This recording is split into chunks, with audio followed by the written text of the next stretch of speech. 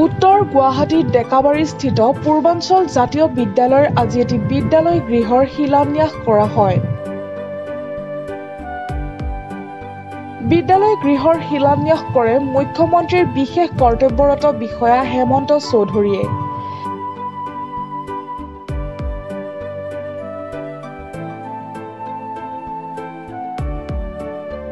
মুখ্যমন্ত্ৰীৰ ঐচ্ছিক সাহায্য পুঁজিৰ পৰা প্ৰদান কৰা ৭ লাখ টকাৰে এই শিলান্যাস কৰা হয় বিদ্যালয় গৃহৰ।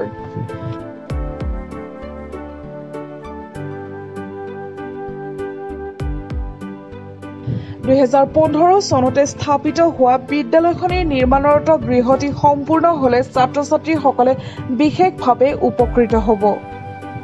বিদ্যালয় গৃহত শিলান্যাস অনুষ্ঠান উপলক্ষে এখনি সভা অনুষ্ঠিত হয়।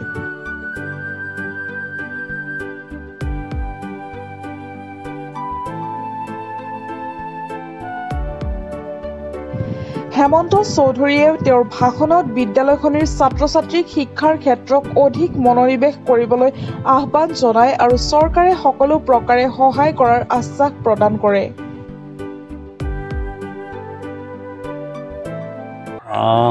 2015 চনতে একেবাৰে অতি পিছপৰা অঞ্চল এই উত্তৰ খুলুং ডেকাবাৰী এই স্থানত এখনি শিক্ষা প্ৰতিষ্ঠান গঢ় লৈ উঠিছিল যাৰ নাম পূৰ্বাঞ্চল জাতীয় বিদ্যালয়। এই জাতীয় বিদ্যালয়খনে আজি এক নতুন মাত্ৰা লাভ কৰিছে, গতি লাভ কৰিছে আৰু এই চেগতে আমি অসমৰ মাননীয় মুখ্যমন্ত্ৰী ডক্টৰ হিমন্ত বিশ্ব শৰ্মাদেৱক আমাৰ আন্তৰিক শুভেচ্ছা ধন্যবাদ জ্ঞাপন কৰিছোঁ। কাৰণ তেখেতে আমাৰ এই বিদ্যালয়খনৰ উন্নয়নৰ নামত তেখেতৰ ঐচ্ছিক অনুদানৰ পৰা ৭ লাখ টকা ইতিমধ্যে অনুদান আগবঢ়াইছে আৰু তাৰে প্ৰথম কিস্তিৰ ধন আমাক মোকলাই দিছে আৰু সেই কিস্তিৰ ধনেৰে আজি পূৰ্বাঞ্চল জাতীয় বিদ্যালয়ৰ গৃহটিৰ শুভাৰম্ভ কৰিছোঁ।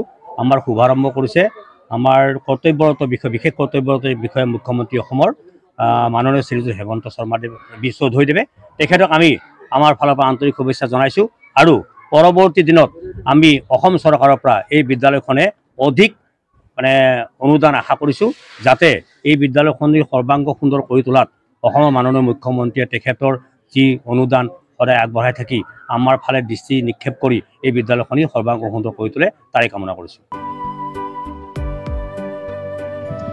চাংচাৰীৰ পৰা খৰ্গেশ্বৰ নাথৰ ৰিপৰ্ট, প্ৰাত টাইম।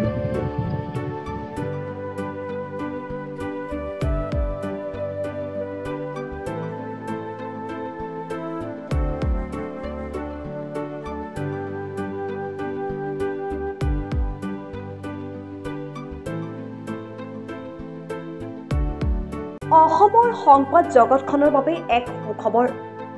নৰূপ নহাজেৰে প্ৰায় ৩০ বছৰীয়া অভিজ্ঞতাপুষ্ট সাপ্তাহিক কবচ পুনৰ এবাৰ ৰাজ্যৰ মাজলৈ। স্বত্বাধিকাৰী প্ৰণীতা কলিতাৰ দ্বাৰা প্ৰকাশিত আৰু অমৰজ্যোতি প্ৰিণ্টাৰ্ছ, গুৱাহাটী কমাৰ্চ কলেজৰ বিপৰীত ফালে মুদ্ৰিত। আমাৰ ঠিকনা মুখ্য কাৰ্যালয় অসম ফৰেষ্ট স্কুল, হৰিমন্দিৰ পথ, গুৱাহাটী আৰু অস্থায়ী কাৰ্যালয় কলিতা মাৰ্কেট, বিজয়নগৰ, কামৰূপ, অসম। মোবাইল নং 9435114666 আৰু 7024722813। Mail ID prabhatiahom@gmail.com।